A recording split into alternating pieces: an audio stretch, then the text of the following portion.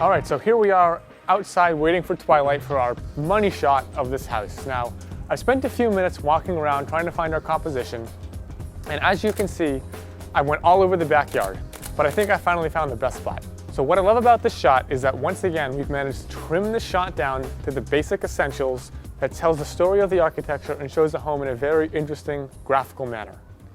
So as you can see, I've kind of lined up along the line of this deck here. I'm pretty close to the house. I've cut off a lot of extraneous information again. Off to the right, there's kind of an empty white wall. I don't think we need it, and if we start to get it, we're gonna start to get the garage in the shot, which I don't think is the most attractive thing. To the left, you'll see there's a grill, and the neighbor's fence in the neighbor's house is kind of a little bit of a mess, so I don't need to show that either. But what I love is this roof line. It's really funky, it's really cool. I want to emphasize that and kind of make it more epic in scale than it is. So I've gotten a little bit close to the house. I'm pretty wide. I'm using the 17mm lens. The 24 just gets the shot, but it's not wide enough. So I'm going to leave myself a little breathing room, shoot with the 17 and crop and post so I can get it perfect. So again, I'm nice and close. I've emphasized the roof line. I've lined up right with the leading line, so I've got an interesting graphic composition that's going to pull us right in. The brightest part of the frame is going to be in there. Again, we're not backlit, we're not out here in the day. This is going to be a very dynamic, interesting composition with a lot of motion. Since I'm going to be using mostly natural light for this shot, and the most important thing about this is, of course, the composition, we're just going to have our camera set and we're going to be waiting for the ambient light of the sun. We want those light levels to drop until they match the interior lights of the house. I'm going to leave my exposure consistent and we're going to keep it simple. Again, focusing on the composition and the architecture. We're going to add a little bit of light, but for the most part, this is going to be an easy shot. We're going to hang out here, we're going to keep shooting until we get what we want. So if you've seen some of my work, a lot of the times I'll add a lot of light to the exterior, sometimes I'll add not so much light to the exterior, but I want to talk a little bit about when to add light and when not to add light. And I think one of the most important principles to understand about architectural photography is just because you can doesn't mean you should. I have got all these techniques that I can teach you. It's up to you to learn when to apply them. So for this house, it's very simple, right? If I were to light paint this and go crazy with it, it would kind of go against the whole ethos of the house here. It's simple, two-story, there's not a lot of surface area to cover. It's lit very well naturally. The architect looks like they did a really good job with the lighting. It's subtle, it's bright and white. It's going to be bright enough that we don't need to add light. Like if this was a dark house, like a log cabin in the woods, then break out the lights, light it up. It's going to be dark. It's going to call for that. But this is, again, a light, airy house. We don't need to go nuts with the light and overkill. So all I'm going to do is use a hot light, and I'm going to add a little bit of fill light here and there. It's going to be maybe 1 or 2 extra frames that we're going to do. And again, keeping it simple, but creating a very interesting photograph at the same time. So now we're just hanging out waiting. What I want is the ambient light from the sun. There's still a little bit left. I want the sun to go below the horizon and the ambient light to fall until the intensity of the light in the sky matches the intensity of the interior lights. So what we're going to have is this beautiful moment, maybe for 5 minutes, when we've got a nice blue sky, we've got a nice glow from the house, and everything matches up exposure-wise, and we can get it in pretty much just one shot. So right now, my camera settings are, let's see what we're at. We're at 1/15 of a second, ISO 200, f11, and things are a little bit too bright, so we're going to wait. I want to get some more detail in the wood, more detail in the foreground, and less brightness in the sky. So once the sky comes down a little bit, and relative to that, the foreground gets brighter, then we'll start shooting, and that's what we're going to use for our base exposure. When you get to the perfect time, the way you're going to know is that I personally use the highlight alert on my camera. When the sky stops blinking, in the foreground, you get detail in those shadows, then you're going to know, get ready, because in the next 5 or 10 minutes, it's going to be perfect.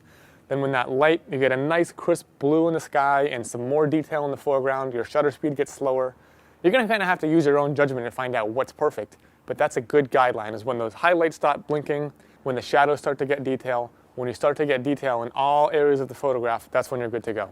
Like I said, the first thing I'm going to do is get my base exposure, which is very simple. It's going to be 1 exposure, and then after that, I'm going to be adding a little bit of hot light to pull the eye into the home.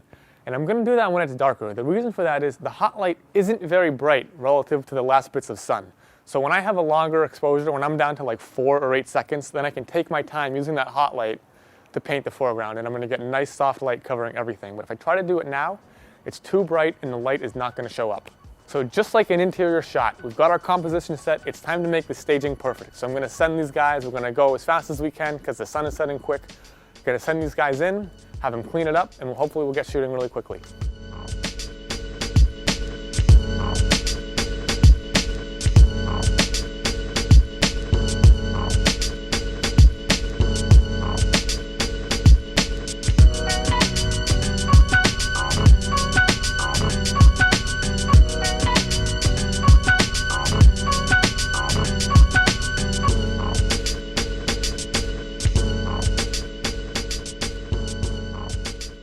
So right now my settings are 2 seconds, f11, ISO 200, and things are starting to look really good.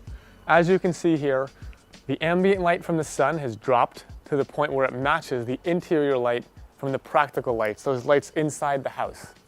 So at this point, this is pretty similar to what our final photo is going to look like. We're of course going to add a little bit of light and do some post work on it, but it's all about waiting until the perfect time, until everything matches and you get the nice contrast between the blue sky, yellow interior, and then we get plenty of detail in the foreground. So everything in this picture is matched exposure-wise. What I look for to make sure I've got the right exposure is that the brightest point of the lamps, only within the light, if the light is spilling outside of the glass and it's blown out, and you can turn your blinkies on, your highlight alert to see this, your exposure is too long or you waited too long. I want the glass lamps, and that's it, to be blinking, but nothing else. That'll ensure a nice exposure that's even, nothing's going to be too hot or too dark, and again, everything else is balanced. We've got a nice dark blue sky, details in shadow, and of course details inside the house, which we would never get in the daytime. So while the exposure is perfect, what I'm going to do is, again, I'm just going to bracket. I'm going to go 1 stop up and 1 stop down from my perfect exposure. So if I was at 2 seconds, I'm going to get a 1 second exposure, so it's a little underexposed, then a 4 second exposure to get a bit overexposed. And the reason I'll get those is just in case, right? So if something's too dark or too bright when I go into Photoshop, I can tweak it using those extra exposures. But for the most part, everything should fall within that 1 exposure, and you just want to use these for a little bit of safety. In the last tutorial, we added a whole bunch of light, but a problem that I see over and over is that people get a house like this and they'll go crazy with the lights and it might not fit the subject. So you really have to pay attention to, does your subject need a lot of light added? It's like if you're shooting a model or shooting whatever it is there, like sometimes some people are really good at natural light, some people need all the lights that you have in your studio to make them look good. You gotta pay attention to the subject and what it calls for when it comes to lighting it. So again, be careful of not overdoing it. Again, this is a very simple home with a bright exterior. We don't need to go nuts. We can keep it looking natural and it will be great. I'm just looking at the pictures here, and we turned our video light off and my face is lit only with the iPad. You can really see how dark it is and how blue the sky gets at this hour. So again, there's not a lot of ambient light left. It's very dim. We've waited for that exterior light to fall to match the interior, and this is what we're getting. If I were to give you one exposure, right, that was my go-to no matter where I am in the world, that I know I have a perfect twilight exposure, it's f11, 1 second, ISO 200, right? So when you get to those settings, you know that you're in a good position to be shooting a twilight. So we've got our perfect exposure. It's a little bit too dark now. It's time to go add some light and interest to this thing. So what I'm going to do is I'm going to take this hot light and I'm just going to paint wide patches of light back and forth, right? I'm going to do this in a way that it looks like the light I'm adding is motivated by the interior light, so that the lighting makes sense.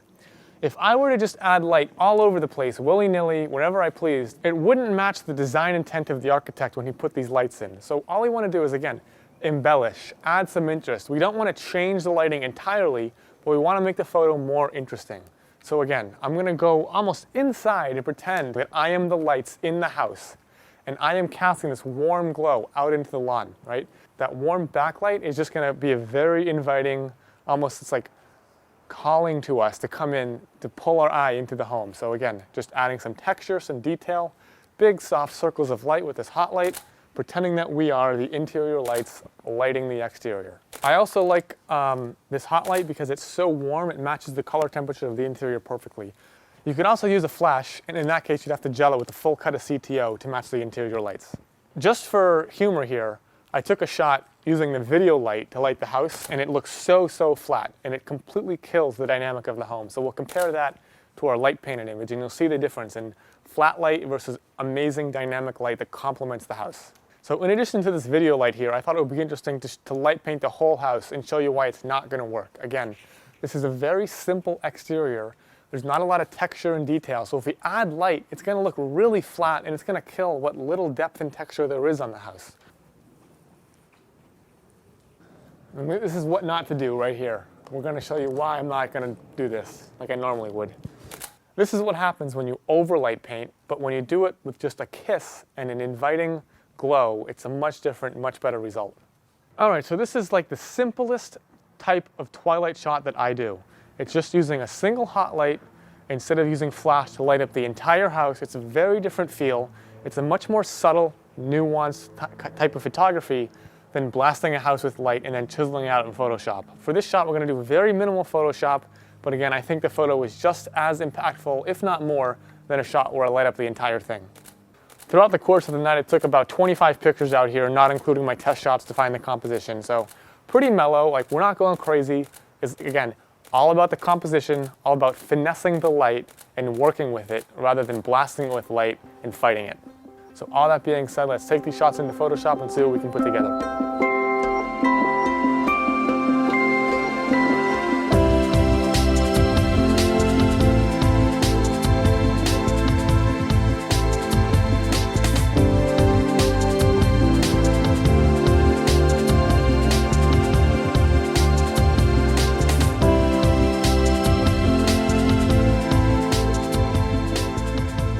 Okay, so here we are about to jump into our post-production for our twilight exterior shot. As you saw on location, I tried to explain how I approach one of these shots, how I compose it, and how I kind of work it out with the lighting, the falling light, the rising interior ambient light, and try to catch it at exactly the right time. So before we jump into Photoshop, I'm going to take a couple minutes here and go through, and together we're sort of going to cull in Lightroom the shots and prepare them for Photoshop before we start actually putting this together. So as you can see over here in Lightroom, this is the beginning of our shot sequence, and in my opinion, when we started out, it was a little bit too bright outside. As you can see, that sky is almost pure white, nearly blown out, a little bit too bright. What I really want is a nice, deeper blue sky to work with. I want everything to be a bit more balanced right now. It's just too bright. And as you can see, I kind of mess with the exposure, and it's just still not there. The ratio of interior light to exterior light is too much. So as we progress through the night, things start to get darker. And here I think this is a good candidate for our base layer. As you can see, it's a little bit dark, but looking at the histogram, we have everything. We've got nice shadow detail, nice highlight detail, nice blue in the sky, and no blown out lights on the exterior. If I back up a little bit, you can see here, I'll turn on my highlight alert. We have much too much blown out areas here in Lightroom. I don't really want to have to fight that when I'm working in Photoshop. So what I want is a nice balanced exposure where nothing is blown out and nothing is fallen into total shadow. All that's blown out here are really just the light, the cans. I'm okay with that because obviously those are going to be very bright in real life anyway. So moving on, I think this one is a little bit too dark, and it looks like we've got someone kind of walking in the back there anyway. And it's just blue is kind of taken over the image. It's a bit of an electric blue. I'm not loving it. Again, I feel like the ratio is too far off on this one. So what we're going to do is we're going to go with this one again. I can look at the histogram. I can see that nothing is blown out and nothing is too far into shadow. So I'm going to go ahead and rate that one 1 star and set it aside. Now let's pick out our light painted pieces that we're going to use to composite this image together. This is the first one, and as you can see, I think it's honestly a little bit too dark, and the spread or the coverage from my hot light isn't that great. I only really hit this middle area. I'd much prefer a much wider, more spread out, even coverage. And as we go, I think I open the shutter for a little bit longer here. This looks much, much better. I've got even coverage from left to right, and I think there we go. That's the one I want. You can see the difference here. This is mostly focused on the left-hand side. On the next image, we've got nice even coverage from left to right. And just look, I can flip between this and the base image, and you can see, look at how much that texture and the color and the grass and wood comes out compared to an ambient exposure and one with our light. So again, I'm going to go ahead and mark that as 1 star. And I can progress a little bit, and I'm moving back towards the house. I think this one was me standing inside the house trying to replicate that light spilling out of the house. I've got these hard shadows here, which I don't really love. I want to keep a soft, inviting mood to the whole thing, so I'm going to skip that one. And I think this one is much better. As you can see, we've got soft edges to everything. The light's going to be consistent. It looks like it's dripping out of that house. I love it. So we're going to rate that 1 star as well. We're going to move on a little bit, and from the looks of it, I think we have all that we really need. I might use some of these, but I don't think we're going to need it. This one, to me, it looks too bright. Again, I'll turn on my highlight alert, and I think I made the exposure too long or something.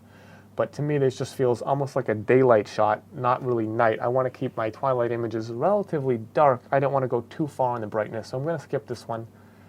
And again, I think we have some more of the same problem here. This is far too bright down in here. It just feels a little bit unbalanced, and I could play with it, but I'd rather just get it right to begin with, rather than have to mess with the highlights and shadows in Photoshop.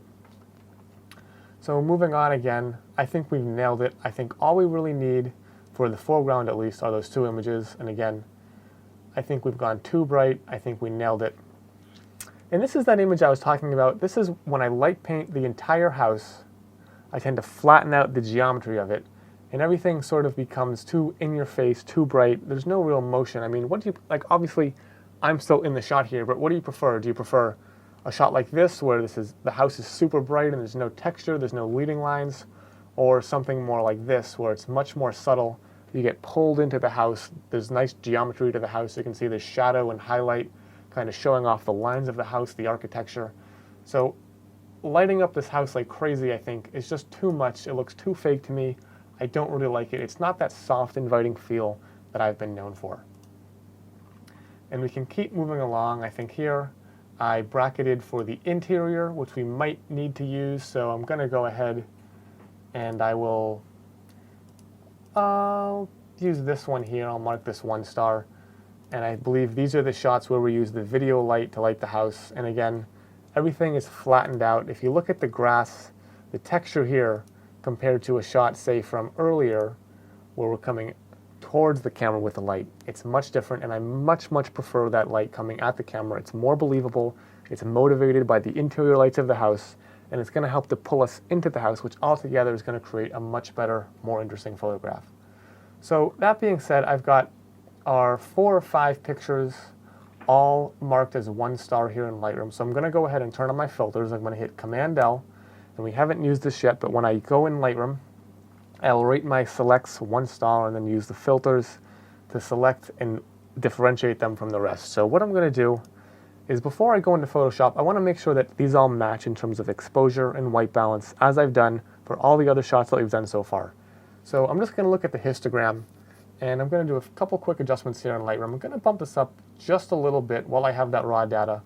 I think it might be a little bit too dark on the left. I'm going to pull up the shadows just a bit and pull down the highlights to make sure everything is nice and even.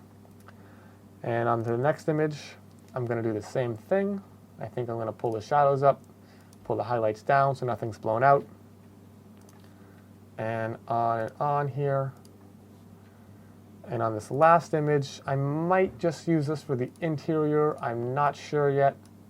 I personally think this is too cool compared to the rest, so I'm going to bring the white balance up just a touch so that it matches. What are we at? 3703 here. So I'm going to go make this match in terms of white balance as well, so that everything will blend together seamlessly. Again, looking at the exposure, looking at the histogram, nothing looks like it's too far to the left or to the right, and everything is matched in terms of white balance. I'll bump this up just a smidge. Again, I'm only using this for the interior if I need it. I may not even use it, but I want to have control over the exterior lights, the interior lights, and the light of the sky, which we've done on location. So now that we have these 4 files ready to go, I'm going to go ahead and export these, and we're going to open them up in Photoshop. Okay, so here we are in Photoshop. I'm going to go to File, Scripts, Load Files into Stack, and I'm going to go ahead and browse to this lesson folder. And I want you to select images 1 through 4 here. I don't want you to pay attention to the sky images. I'm going to teach you that in a minute. We'll get to that in just a second. So for now, just look at images 1, 2, 3, and 4. Go ahead and open those. Make sure all of this is unchecked and click OK. Okay, so here we are. We've loaded up our images into Photoshop. And what I want to do is I'm going to turn off all these layers except for the base layer. Now, as you can see, I think this makes an excellent base layer, as nothing is really blown out. We've got plenty of details in the shadows, plenty of details in the sky and the highlights. And the exterior, the falling exterior light matches the interior glow of those ambient interior lights. So everything is in place. Our histogram is nice, nothing's blown out, nothing's too deep in shadow. I think we've got some great color in here, we're ready to go. Now, what I really want to do to make this image come alive is add some of that painted light like you saw me do on location. And if I turn these layers on, what you can see is, just look at the foreground. Look how much it comes alive when I add that painted light.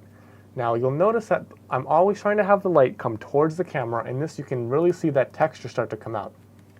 So in order to add this light, what I'm going to do is I'm going to Alt-click and add a black layer mask to this layer.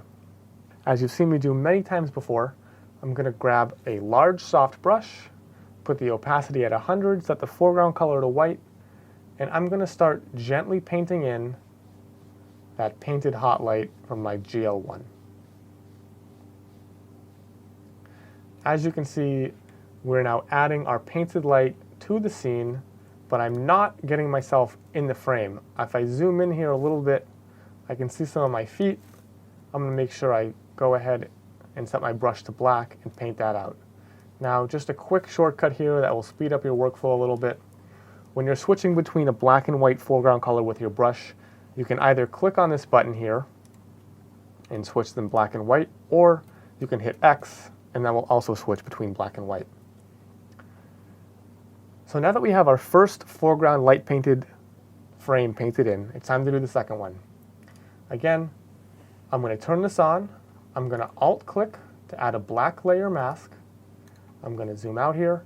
I'm going to select my brush with the B key. I'm going to set my foreground color to white. I'm going to make my brush a little bigger with the right bracket. And I'm just going to start painting in that painted hot light. Now I don't want to bleed it over onto the grass here. I just want to keep it up on that porch. So I'm going to kind of get in, zoom in a bit. And what I'm going to do, make sure my foreground color is set to black. I'm going to paint out any of that extra where I think I'm showing up or it's going too far. So now I can turn that on and off. And as you can see, we've added some nice warm light to this patio area. Now, I'm looking at this and I can do a little bit of refining here. I think that this stair here is a bit too bright, so I'm going to go back to my other layer, select the mask, get my brush. This time I'm going to set the opacity to maybe 50% or so. And what I'm going to do is I'm just going to paint out some of that excess light paint right there. That's looking really natural to me. Maybe paint some of it back in. I don't know. You can do this to taste, whatever you think looks the best. But as you can see, if I turn these on and off, what I get is that foreground goes from this flat, dull, lifeless area, just totally comes alive when I add that light. I think this is really one way you can take your architectural photography and kick it up a notch. Now a quick word before I move on. This last layer here, I did include it so that we could change the exposure of the interior, but in the interest of keeping this lesson relatively condensed and not complicating things too much, I don't think I'm going to use it. Personally, I think it looks okay without it. I did want to include it just in case you wanted to mess with it and tweak it to your liking. I'm actually just going to get rid of this because I don't think we're going to be needing it. Now I'm looking at this picture and I really like it, but there's one thing that jumps out to me as still being pretty dull and flat, and that is the sky. I'm going to go ahead and replace the sky now. People get all afraid of sky replacements. Oh, they're so difficult, but they can really be pretty simple if you know the right tools. So in this case, we have a nice flat blue sky, and it's really only a matter of a few clicks to get a new sky in there that's going to look seamless and really add to this photo. So what I'm going to do here is I'm going to open up, back in our original lesson folder, there should be 3 skies, Sky 1, Sky 2, and Sky 3. I'm going to select those, I'm going to click and drag, and open those up in Photoshop.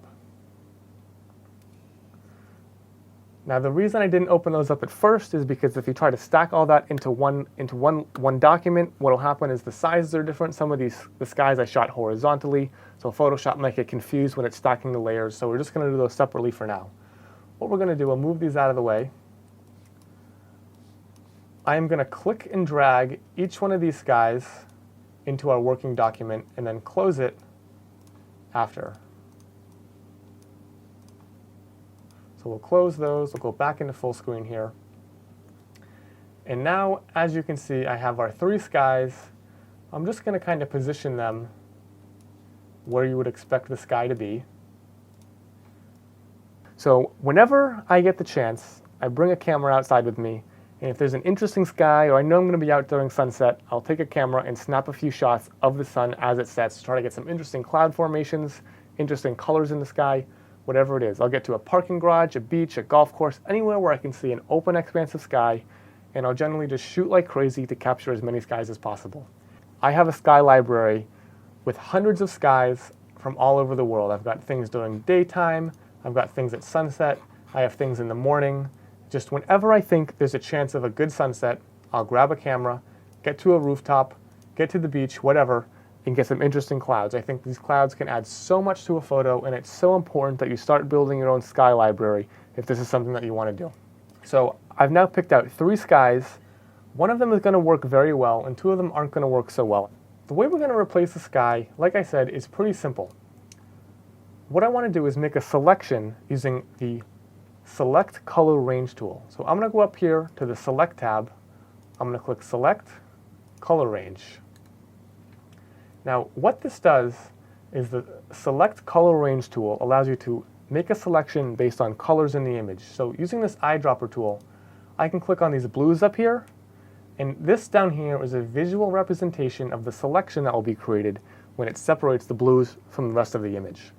So I'm going to use my eyedropper and find a nice blue that basically encompasses the entire sky. And if I can't get that, what I'm going to do is I'm going to hold Shift, and that will let me add to the selection, and I can hit Alt and then remove from the selection. So what I want, this looks pretty good. What you see here is almost pure white where the sky is and black where everything else is. And this is literally going to be turned into a selection, which we can then turn into a mask, which we'll use to replace the sky. So I'm going to go ahead and hit OK. And now I'm working on the first sky here. Let's try this. This is sky number 3. So I'm going to open that sky. I'm going to make it visible. I'm going to go ahead and click this Add Layer Mask button, and that's going to turn our selection into a mask. Now, as you can see, that's actually a really good sky replacement with only about 30 seconds worth of work. But the problem to me is the intensity of that sky does not match the foreground of our scene. I'm going to unlink these layers here so that I can move the sky independently of the mask. And it just looks like, to me, that's way too intense. In this sky, there's still sunlight hitting the underside of the clouds. It's a bit too bright. It does not match that soft blue light of the scene that we photographed. So I don't think this is the sky for us for this shot. I'm going to go ahead and close. I'm going to make that invisible. And what I'm going to do is I'm going to Command or Control click and reload that selection. And I'm going to say, let's try it on sky number 1. This is a nice pink sky. I'm going to turn that sky layer on. And I'm going to say, OK, let's add our mask to that layer. Go ahead and click Add Layer Mask. And again, very easy, simple sky replacement. But if I unlink these and take a look at this, I don't really think the colors match up with the scene so well. I think it's all right, but I don't think the pink goes with the blue. It just doesn't complement it very well. So the last thing I'm going to do is I'm going to try sky number 3 here. And again, I'm going to borrow that selection. I'm going to Control or Command click on the sky mask from another layer. Go back to the sky number 2, and I'm going to click Add Layer Mask. And I think this matches much, much better. Again, I will unlink that, select the sky, and now I'm kind of free to move it around to find the best spot for it. So as you can see, this sky works really well, especially considering the tones, the exposure, and the color are very similar to the atmospherics of the shot that we're actually working with. So when you're doing these sky replacements, try to find a sky that matches in terms of exposure, color, etc. That way it'll look much more believable and realistic. So there's a bunch of things I can do to make this even better. For example, I still see some blue around here. I think the foreground of this house is a bit bluer than our sky. So what I'm going to do is I'm going to add a curves layer. So I'm going to come down here, another adjustment layer. I'm going to go and select curves. And that's going to put it right above our sky layer. Now, what I could do is start messing with this, but it's going to affect the entire image. If I want this curves layer to only affect the sky, I can create what's called a clipping mask. Now, if I zoom in here and I alt-click between the curves layer and the sky layer, what happens is I get this little arrow, which signifies clipping mask. That means that whatever I do on this curves layer, when it's a clipping mask, is only going to affect the layer directly below it. Now I can mess with the sky all I want, and it's only going to affect the sky layer. So I want to add a little bit of blue to this sky. I want to make it more blue to match our foreground. So what I'll do is I'm going to, rather than doing curves over the RGB, all 3 channels, I'm going to hit this drop-down menu and select the blue channel. And all I'm going to do here is add a little bit of blue. I'm going to drag this up, pull it up so we get a little more blue in the sky so that it goes from a gray to more of a blue. Now I think that's starting to match a bit better, but there's still a few things that I want to do to make this perfect. I'm going to go ahead and I'm going to actually change the opacity of this entire sky layer. Right now it's at 100%. I can drag it down, say about, that's 60%. That's looking really good. It's very realistic. It matches the colors very well. The exposure is very similar. I can kind of move this around and play with it. I'm actually, I've got that unlinked, so I can go ahead and hit Command T to transform. I can flip it horizontal. I can drag it down to try to get it in the exact perfect spot.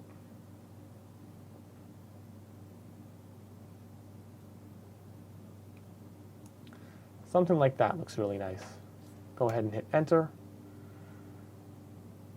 And again, maybe I can bring the opacity down a little bit so it's not so intense.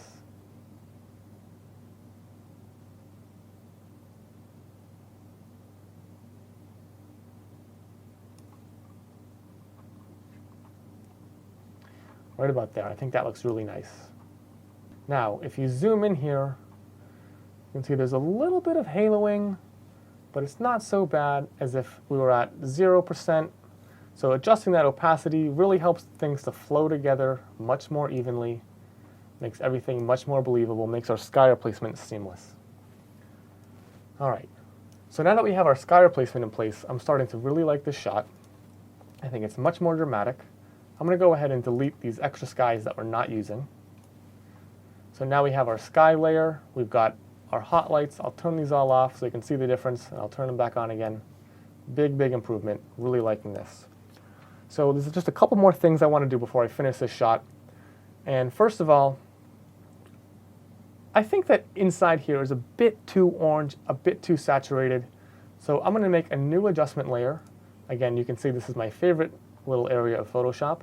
I'm going to click on the hue and saturation adjustment layer. And I'm going to go ahead and, like I did in the bathroom shot, I'm going to grab this little hand tool. And what I'm going to do is I'm going to grab these oranges inside, and I'm going to pull them to the left to desaturate them a bit. I kind of want more of a champagne color to complement that blue sky. And I'm liking that a lot, but the only problem I see is that it kind of bled onto the grass, and I want to keep it inside. So I'm going to select this mask built into that hue and saturation layer, make my brush big and soft, and I'm just going to paint out that mask. Sorry, paint out that desaturation where I don't want it. Again, I like the warmth in the woods and in the patio here, but inside was a bit too much. I'm looking at this and I see a few things that I want to clean up. There's some dead leaves and some paint, there's some scratches here and there. So I'm just going to make a new layer. I'm going to rename it Clone, and I'm going to go in there with my clone brush, and all I'm going to do is just really quickly kind of clone out some of these dead leaves, the little paint marks and scuffs and things like that. For some reason, we didn't see these on location, so I'm just going to go ahead and clone out the little planters down there using my selection method here.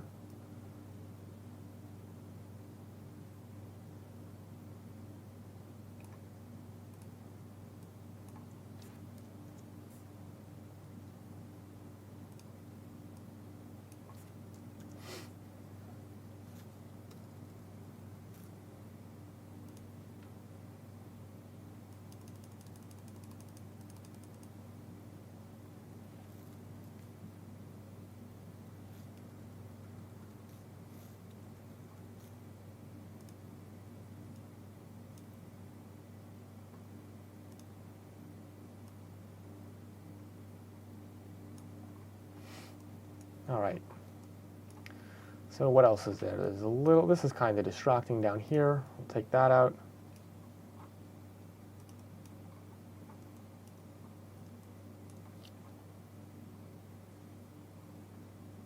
And there's this little, looks like a paint chip or something up here. I'm just going to get right in here.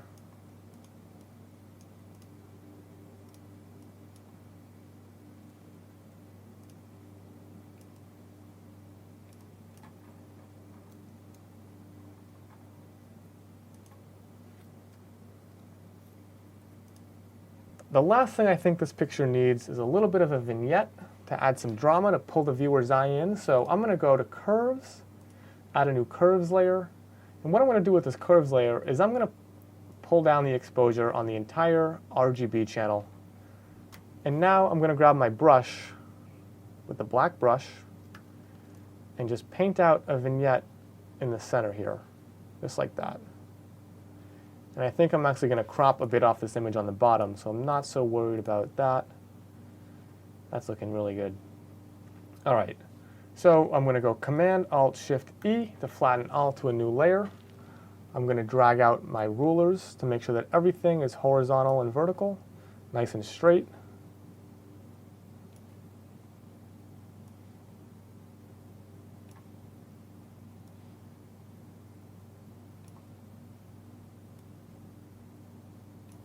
And let's zoom in and double check.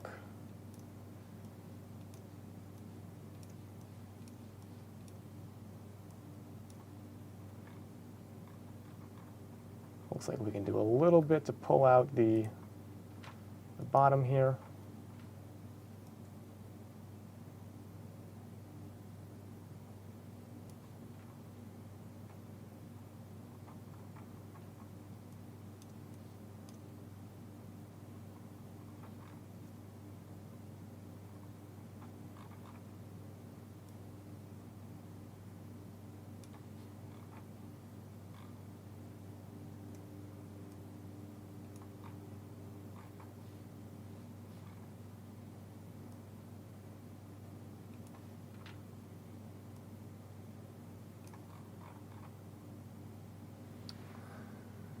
Okay, so I think that's looking really good. I'll go ahead and hit enter, confirm those changes. Now I'm gonna hide my rulers, and the last thing I wanna do, I feel like it's a little bit top heavy, so I'm gonna go ahead and crop this. So I'm gonna hit C for the crop tool, and I wanna make sure that I have the delete cropped pixels tool checked off. That way it's a non-destructive crop. And what I'm gonna do is I'm gonna put the ratio to maybe like 4:5 or something, a more common ratio, and I'm just going to crop. I'm going to get rid of some of that foreground and pull us in a little bit tighter on the left-hand side so it feels a bit more balanced. And once I have that done, I'll go ahead and hit enter. That's our finished image. I'm really happy with how it turned out. It was very simple when all things are considered. We did a really quick sky replacement and only painted in 2 layers of light, and then just a couple adjustment layers, and I think it looks awesome. So that wraps up our house in Mar Vista. Let's jump on to the next lesson and go back on location and check it out.